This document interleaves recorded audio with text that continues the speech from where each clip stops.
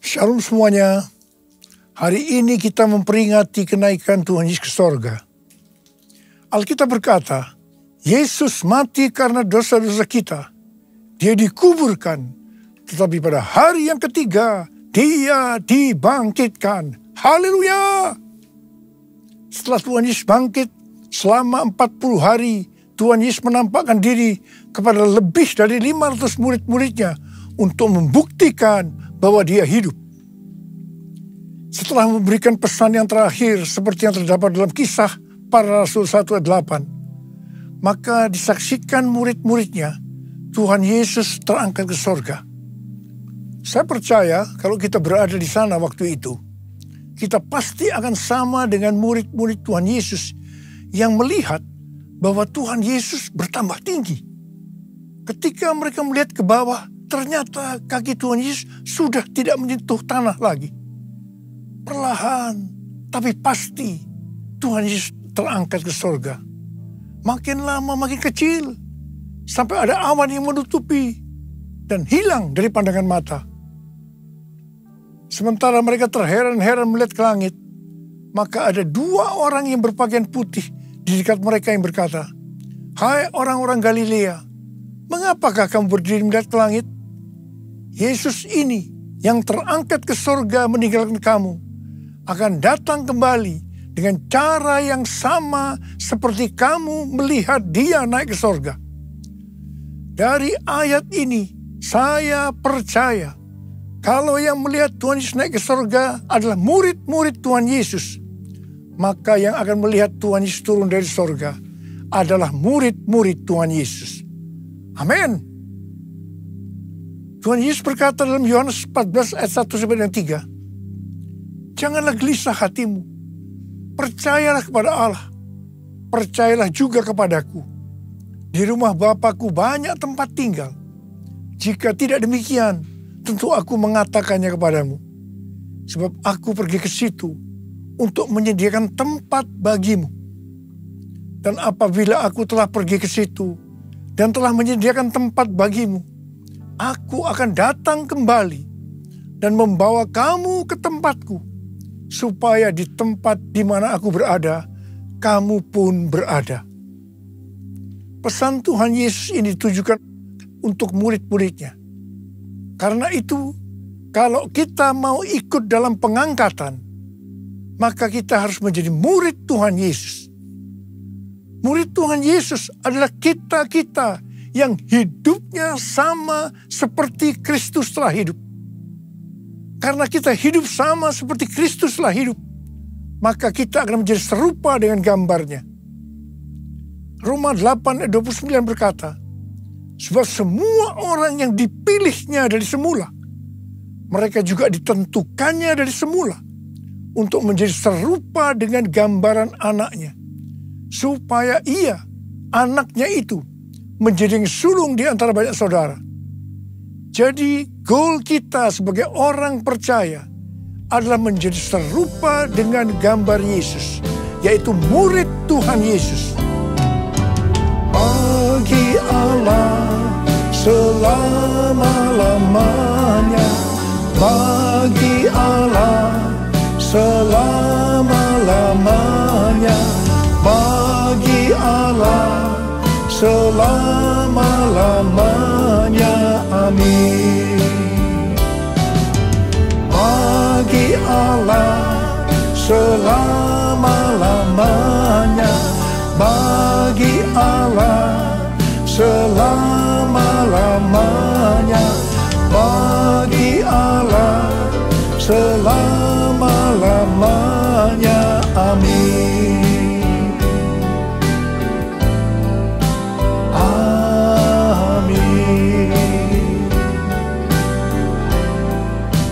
Amin. Ibrani 7 ayat 25 berkata, "Karena itu ia sanggup juga menyelamatkan dengan sempurna semua orang yang oleh Dia datang kepada Allah. Sebab ia hidup senantiasa untuk menjadi pengantara mereka." Tuhan Yesus di sorga menjadi pengantara kita. Artinya sebagai pendoa syafaat bagi kita, supaya kita selamat secara sempurna. Kalau kita berbicara tentang keselamatan, maka ada 3 hal yang harus diperhatikan. Yang pertama, bisa kehilangan keselamatan. Yang kedua, hampir-hampir tidak diselamatkan. Dan yang ketiga, selamat dengan sempurna. Orang yang sudah percaya bisa kehilangan keselamatan. Matius 7 ayat 21-23 berkata, bukan setiap orang yang berseru kepadaku, Tuhan, Tuhan, akan masuk ke dalam kerajaan sorga, melainkan dia yang melakukan kehendak Bapa-Ku yang di sorga. Pada hari terakhir, banyak orang akan berseru kepadaku, Tuhan, Tuhan, bukankah kami bernubuat demi nama-Mu, dan mengusir setan demi nama-Mu, dan mengadakan banyak mujizat demi nama-Mu juga? Pada waktu itulah aku akan berterus terang kepada mereka dan berkata, aku tidak pernah mengenal kamu. Enyahlah daripadaku, kamu sekalian pembuat kejahatan. Ini merupakan peringatan bagi hamba-hamba Tuhan yang sedang dipakai oleh Tuhan, agar pelayanan yang diberikan oleh Tuhan semata-mata hanya untuk menyatakan kemuliaannya.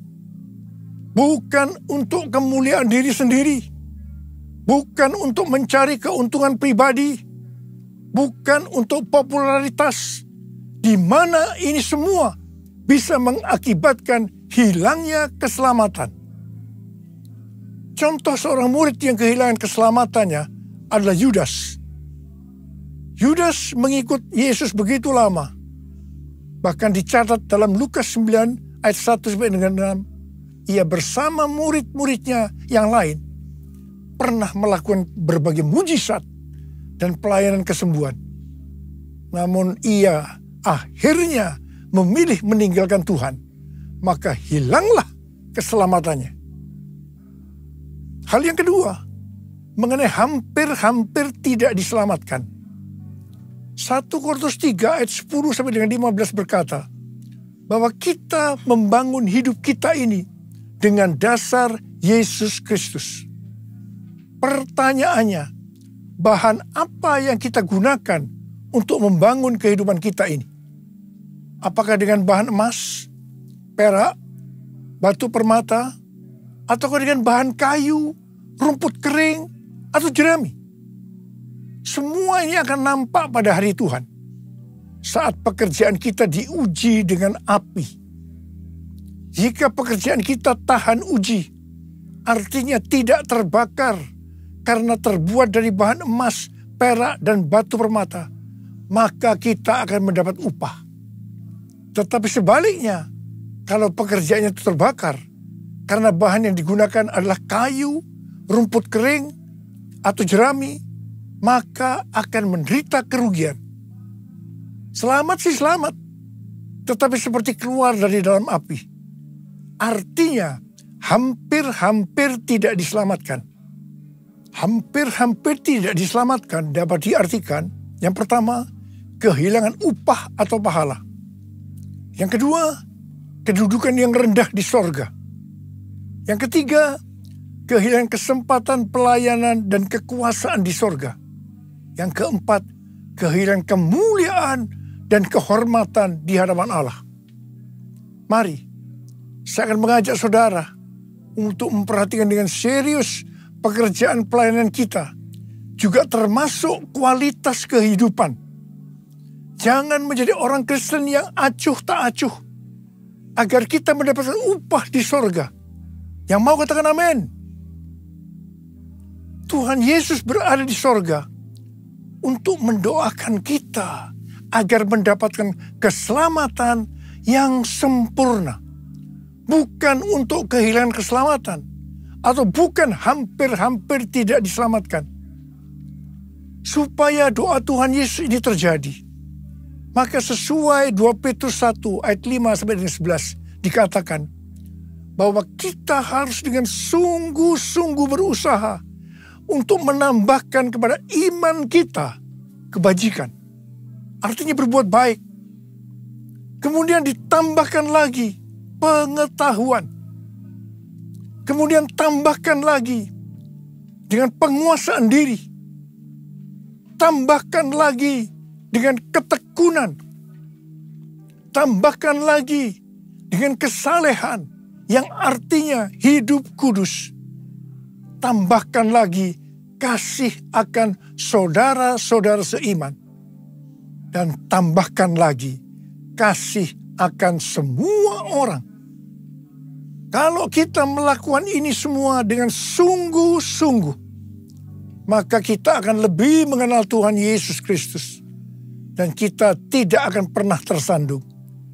Dengan demikian, kita akan dikaruniakan hak penuh untuk memasuki kerajaan kekal, yaitu kerajaan Tuhan dan Juru Selamat kita, Yesus Kristus. Yang artinya kita mendapatkan keselamatan yang sempurna. Haleluya! Bagi Allah selama-lamanya, bagi Allah selama-lamanya, bagi Allah selama-lamanya. Amin. Bagi Allah selama-lamanya, bagi Allah selama-lamanya, bagi Allah selama-lamanya. Amin.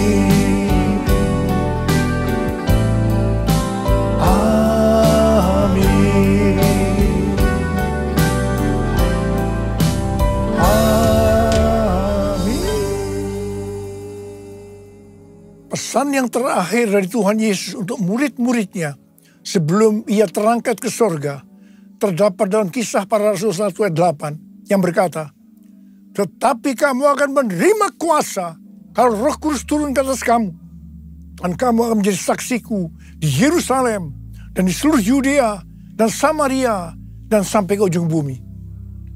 Setelah memberikan pesan yang terakhir ini, Tuhan Yesus naik ke sorga. Setelah itu, apa yang dilakukan oleh murid-muridnya? Mereka pergi ke Yerusalem dan berkumpul di ruang atas atau kamar loteng. Mereka melakukan ini karena Tuhan Yesus yang menyuruh mereka agar tidak meninggalkan kota Yerusalem, karena mereka akan dilengkapi dengan kekuasaan dari tempat tinggi. Tuhan Yesus berkata, "Sebab Yohanes membaptis dengan air, tetapi tidak lama lagi kamu akan dibaptis dengan Roh Kudus." Murid-murid yang berkumpul berjumlah sekitar 120 orang. Kisah Para Rasul 1 ayat 14 bagian A berkata, mereka semua bertekun dengan sehati dalam doa bersama-sama. Artinya, mereka berdoa, memuji dan menyembah Tuhan dalam unity siang dan malam. Ini adalah prinsip restorasi Pondok Daud. Ini adalah prinsip menara doa. Pada hari raya Pentakosta, jadi 10 hari setelah mereka berkumpul itu, tiba-tiba turunlah dari langit suatu bunyi seperti tiupan angin yang keras yang memenuhi seluruh rumah di mana mereka duduk. Dan tampaklah kepada mereka lidah-lidah seperti nyala api yang bertebaran dan hinggap pada mereka masing-masing. Maka penuhlah mereka dengan Roh Kudus. Lalu mereka mulai berkata-kata dalam bahasa-bahasa lain, seperti yang diberikan oleh Roh itu kepada mereka untuk mengatakannya. Itu adalah bahasa roh. Orang yang dibaptis dengan Roh Kudus atau dipenuhi Roh Kudus, tanda awalnya adalah berbahasa roh. Setelah itu murid-murid Tuhan Yesus dipakai secara luar biasa untuk melakukan amanat agung. Tanda dan mujizat menyertai pelayanan mereka. Peristiwa ini disebut sebagai Pentakosta yang pertama. Pentakosta yang pertama ini dahsyat. Sebab dalam kurun beberapa ratus tahun, sekitar 70% dari dunia yang dikenal waktu itu, yaitu yang berada di bawah kekaisaran Romawi, menjadi Kristen. Pertanyaannya, apakah amanat agung sudah selesai? Jawabannya Belum. Karena itu pada tahun 1906, kembali Roh Kudus dicurahkan di Azusa Street yang disebut sebagai Pentakosta yang kedua. Ciri-ciri yang menonjol dalam Pentakosta kedua ini adalah penekanan dalam hal berbahasa roh dan pelayanan mujizat dan kesembuhan. Meskipun seluruh karunia roh juga dicurahkan dengan limpahnya. Pentakosta kedua ini dahsyat. Mengapa? Karena melahirkan gerakan Pentakosta dan karismatik. Saat ini ada sekitar 700 juta orang yang diberdayakan oleh Roh Kudus. Pertanyaannya, apakah amanat agung sudah selesai? Jawabannya belum. Karena itu hari-hari ini pencurahan Roh Kudus yang jauh lebih dahsyat dibanding dengan Azusa Street sedang terjadi. Ini disebut sebagai Pentakosta yang ketiga. Seperti yang terjadi pada Pentakosta yang pertama dan Pentakosta yang kedua. Maka berbahasa roh dan pelayanan kesembuhan juga terlihat begitu intens. Saya percaya dengan Pentakosta ketiga ini, amanat agung Tuhan Yesus akan selesai. Dan Tuhan Yesus akan datang kembali. Yesus, aku percaya. Yesus, aku milik-Mu. Ku hidup karenamu dan hanya untuk-Mu. Yesus, aku percaya. Yesus, aku milik-Mu. Ku hidup karenamu dan hanya untuk-Mu selamanya. I will worship you. I will worship you. I will worship you, Jesus.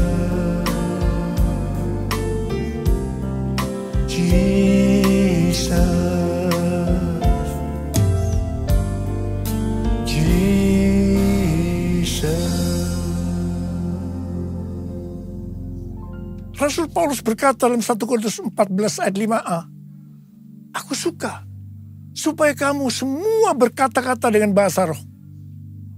Selain itu dalam 1 Korintus 14 ayat 18, Rasul Paulus juga berkata, aku mengucap syukur kepada Allah bahwa aku berkata-kata dalam bahasa roh lebih daripada kamu semua. Saya sangat mengaminkan apa yang dikatakan oleh Rasul Paulus ini. Dan saya juga berdoa agar apa yang dikatakan oleh Rasul Paulus ini juga terjadi pada kita. Yang percaya katakan amin. Apa yang terjadi kalau kita berbahasa roh? Yang pertama, kita akan lebih berani bersaksi tentang Yesus. Kita ingat Petrus, di mana sebelum dia dibaptis Roh Kudus dengan tanda awal berbahasa roh, dia pernah menyangkal Yesus sebanyak 3 kali sebelum ayam berkokok. Setelah dibaptis Roh Kudus dan berbahasa roh, dia berani bersaksi tentang Tuhan Yesus. Tidak peduli akan disesah atau dipenjarakan. Yang kedua, kalau kita berbahasa roh, maka sesuai dengan 1 Korintus 14 ayat 4a dikatakan, siapa yang berkata-kata dalam bahasa roh, ia membangun dirinya sendiri. Yang artinya kalau kita berbahasa roh, kita akan membangun iman kita. Yang ketiga, kalau kita berbahasa roh, kita akan lebih merasakan hadiratnya dan lebih intim dengan dia. Karena ketika kita berbahasa roh, kita berkata-kata kepada Allah, bukan kepada manusia. Yang keempat, kalau kita berbahasa roh, kita akan bisa berdoa lebih lama lagi. Yang kelima, sesuai dengan 1 Korintus 14 ayat 14 dan 15 yang berkata, sebab jika aku berdoa dengan bahasa roh, maka rohkulah yang berdoa, tetapi akal budiku tidak turut berdoa. Jadi, apakah yang harus aku buat? Aku akan berdoa dengan rohku. Tetapi aku akan berdoa juga dengan akal budiku. Aku akan menyanyi dan memuji dengan rohku. Tetapi aku akan menyanyi dan memuji juga dengan akal budiku. Jadi, kalau kita menghendaki agar roh kita berdoa, menyanyi, dan memuji, maka kita harus berbahasa roh. Sedangkan kalau dengan akal budi atau jiwa, maka kita harus menggunakan bahasa yang kita mengerti. Mari, bagi yang mau melakukan katakan bersama saya, amin. Sekarang Tuhan Yesus berada di sorga, duduk di sebelah kanan Allah Bapa. Tuhan Yesus berpesan kepada kita, aku datang segera. Waktu Tuhan Yesus ditanya oleh murid-muridnya, apa tanda kedatanganmu dan tanda kesudahan dunia ini? Salah satu jawabannya seperti yang tertulis dalam Matius 24 ayat 14. Dan Injil kerajaan ini akan diberitakan di seluruh dunia menjadi kesaksian bagi semua bangsa. Sesudah itu barulah tiba kesudahannya. Karena itu Tuhan memberikan tugas kepada kita sebagai murid-muridnya untuk menjadikan semua bangsa itu menjadi murid Tuhan Yesus. Ini adalah amanat agung dari Tuhan Yesus. Salah satu visi dari Empower 21 bahwa pada hari Pentakosta tahun 2033, setiap orang akan mendapatkan kesempatan untuk berjumpa secara autentik dengan Tuhan Yesus melalui kuasa dan kehadiran Roh Kudus. Rick Warren dari Southern Baptist Church mendapatkan bahwa tahun 2033 adalah goal untuk menyelesaikan amanat agung.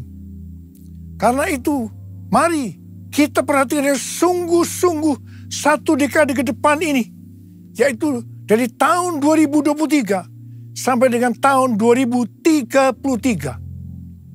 Tahun 2033 adalah peringatan penginjilan yang ke-2000 tahun. Peringatan kematian, kebangkitan, dan kenaikan Tuhan Yesus ke sorga yang ke-2000 tahun. Dan juga pencurahan Roh Kudus yang berarti ini peringatan hari ulang tahun gereja yang ke-2000 tahun. Untuk bisa menyelesaikan amanat agung, tidak bisa dengan kekuatan sendiri, tetapi harus dengan kuasa Roh Kudus. Karena itu, saudara harus penuh dengan Roh Kudus. Ada berapa banyak di antara saudara yang rindu untuk dibaptis Roh Kudus dengan tanda awal berbahasa roh? Angkat tangan saudara. Ada berapa banyak di antara saudara yang rindu untuk dipenuhi dengan Roh Kudus? Angkat tangan saudara. Curahkanlah kuasa-Mu Tuhan, mujizat terjadi di tempat ini.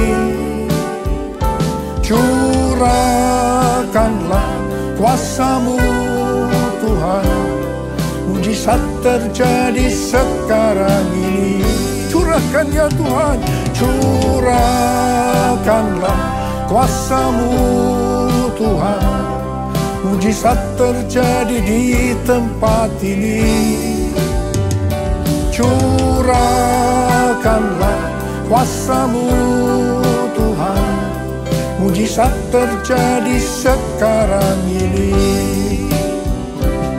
Mujizat terjadi sekarang ini.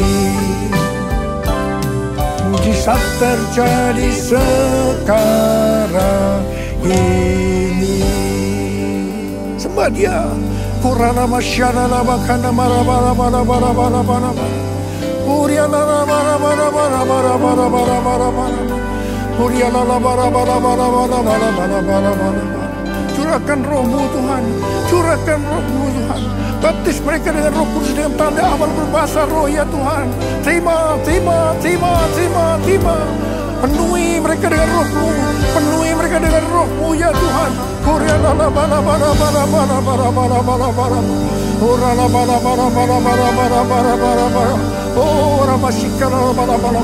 Curahkanlah kuasa-Mu Tuhan, mujizat terjadi di tempat ini. Curahkanlah kuasa-Mu Tuhan, mujizat terjadi sekarang ini. Mujizat terjadi sekarang ini. Mujizat terjadi sekarang ini.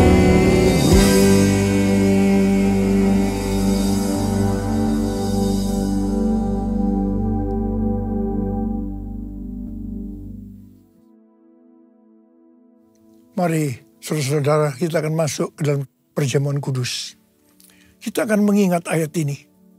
Sebab setiap kali kamu makan roti ini dan minum cawan ini, kamu memberitakan kematian Tuhan sampai Ia datang. Perjamuan kudus adalah perjamuan Tuhan Yesus sendiri. Setiap kali kita masuk dalam perjamuan kudus, Tuhan Yesus selalu berkata, biarlah ini menjadi peringatan akan aku. Peringatan akan aku. Karena itu mari arahkan hati kita kepada kebaikan Tuhan. Kita akan mengingat kebaikan Tuhan. Mari tundukkan kepala. Bapa, siapakah kami ini sebelum kami mengenal Engkau? Kami semua orang berdosa. Upah dosa adalah maut, mati. Tapi Engkau yang tidak berdosa telah dijadikan dosa oleh karena kami. Engkau harus turun dari sorga mulia, menjelma menjadi manusia, mati ganti kami dengan penderitaan yang luar biasa. Itu Engkau ya Abah, itu Engkau. Engkau jadikan kami sebagai anak-anak-Mu. Engkau tuntun, Engkau bela, Engkau lindungi, Engkau berkati. Engkau juga hajar kami kalau kami salah. Itu Engkau ya Abah. Itu Engkau ya Abah. Tuhan terima kasih. Bapa terima kasih. Bapa terima kasih. Tuhan akan memberkati kita melalui perjamuan kudus. Tapi Tuhan mau kita makan dan minum dengan cara yang benar. Karena itu masing-masing sekarang berdoa. Introspeksi. Lihat keadaan dirimu masing-masing. Jangan menyimpan dosa. Kalau ada dosa yang Tuhan ingatkan, langsung kita minta ampun.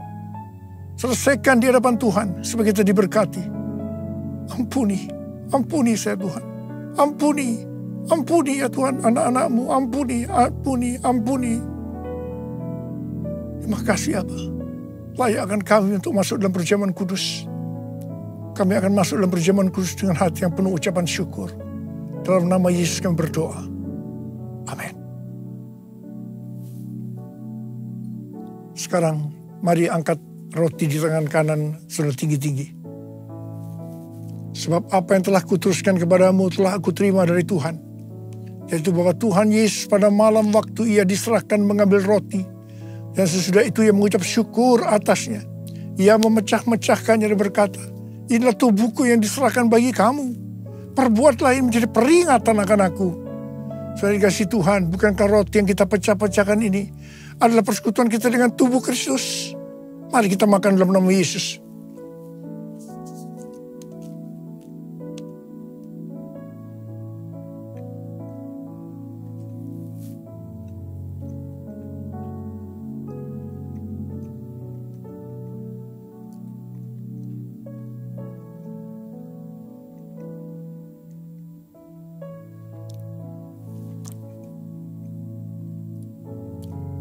Sekarang angkat cawan di tangan kanan saudara tinggi-tinggi.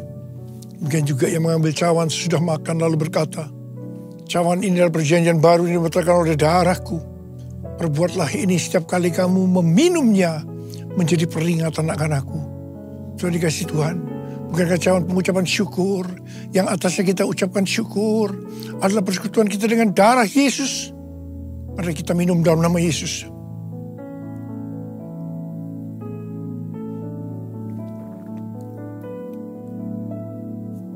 Mari angkat tangan kita di hadapan Tuhan.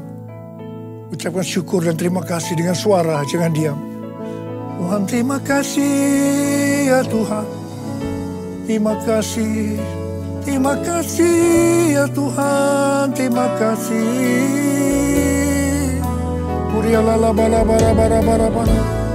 Kurialala bala bala bala bala bala bala. Angkat tangan saudara. Bapak sembuhkan mereka yang sakit. Sembuh dalam nama Yesus, sembuh dalam nama Yesus, sembuh dalam nama Yesus, sembuh dalam nama Yesus. Terima kasih Yesusku, terima kasih Yesusku. Puji syukur hanya bagi Tuhanku. Terima kasih Yesusku, terima kasih Yesusku. Puji syukur hanya bagi Tuhanku. Terima kasih Yesusku, terima kasih Yesusku. Puji syukur hanya bagi Tuhanku.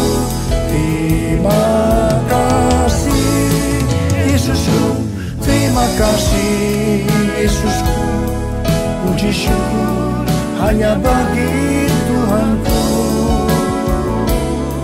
Puji syukur hanya bagi Tuhanku. Puji syukur hanya bagi Tuhanku.